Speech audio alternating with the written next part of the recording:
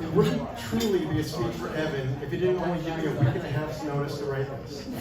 By he, I mean Morgan and Marissa told me on his behalf because, quote, he didn't feel like communicating things. That said, it's a good thing he's given me endless stories to choose from over the years.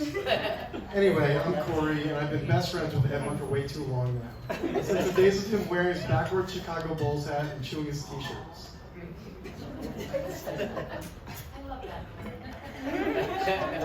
As I reflected on my 25-year friendship with Evan, I couldn't help but notice the amazing parallels from young, immature Evan to older, still immature Evan.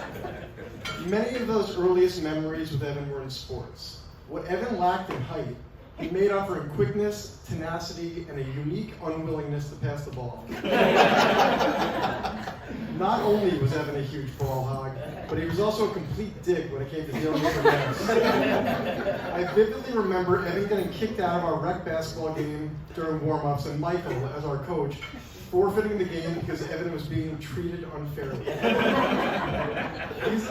These are some of the lessons Evan took with him to Indiana. But instead of referees, it was campus cops who were, quote, out to get him as he racked up ticket after ticket. On the bright side, it allowed for his involuntary semester abroad in New Jersey. Evan had it easy in his early years, though. He was good-looking, cool, jock, giving him a false sense of confidence from a young age. He started getting a reputation of somewhat of a bully as he picked on the nerdy kids at school, whether it was stepping on Ben Vine's glasses or egging Stephen Bultock's house, neither of which he will take accountability to this day. I think Hildy and Marissa in turn bullied that out of him, but the lack of accountability has remained. Like the time we were back home on Christmas break from college. Me, him, and Dan were going on one of our many blunt rides when Evan started speeding through the suburbs to get home. I told him to slow down, which Evan did for a minute, before speeding back up again. Evan's never been much of a listener. What ensued was Evan getting pulled over, our car getting searched, me and Dan getting arrested, and somehow, like always, Evan charming his way out of any trouble. Classic Evan.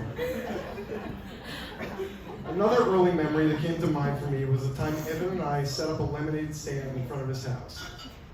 Evan and I quickly splashed water to clean a garbage can we found in his room to serve pre-bought lemonade to the few housewives that came by and felt bad for us. We were certainly destined to be entrepreneurs.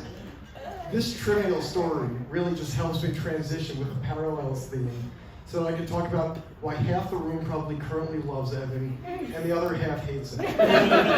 Cryptocurrency.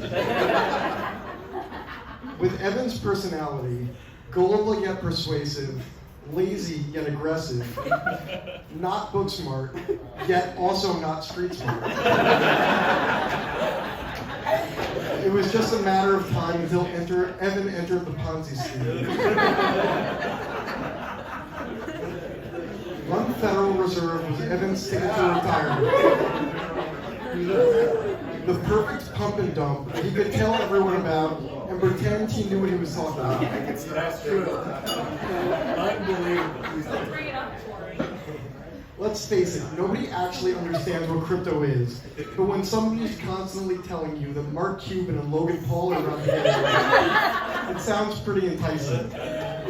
That said, Evan executed this fraud, business plan, to perfection, which I, for one, am thrilled about because he finally started accepting my Venmos. Same.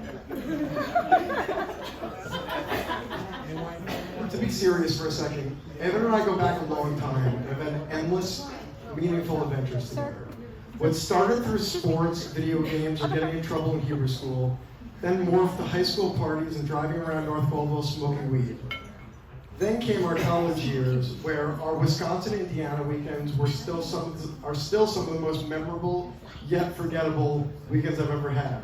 The stories go on. My friendship with Evan has always been effortless, and I'm looking forward to a lifetime more of whatever is to come for us. The first time I met Morgan, we were going out to a bar. We started pre-gaming at my apartment. It was immediately clear that she could not handle her alcohol and was instantly the drunkest person in the room. We got to the bar, and within half an hour, Morgan disappeared. I asked Evan, who was just as confused. Turns out Morgan got even drunker and decided to Irish exit and go home. This is when I truly first knew that Morgan and Evan were perfect for each other. Both in the life of the party, both great senses of humor, both incredibly loyal, they have made sense from the start. I cannot wait to be along for the ride in the next chapter of your life and creating many more incredible memories. So let's raise a toast.